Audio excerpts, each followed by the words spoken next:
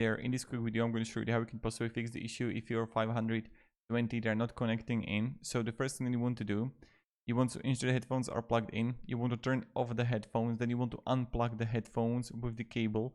Then what you want to do is when you're going to unplug everything and turn it off, you want to press and hold both the power button and the volume down button. So you're going to press and hold this button right here and this button right here at the same time simultaneously for 10 seconds. Then you're going to wait for the indicator light to blink 4 times in blue, indicating reset is complete.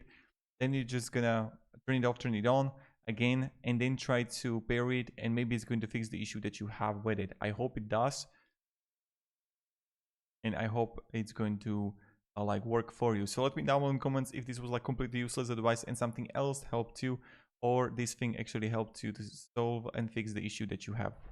So thank you very much for watching and have a great day and goodbye.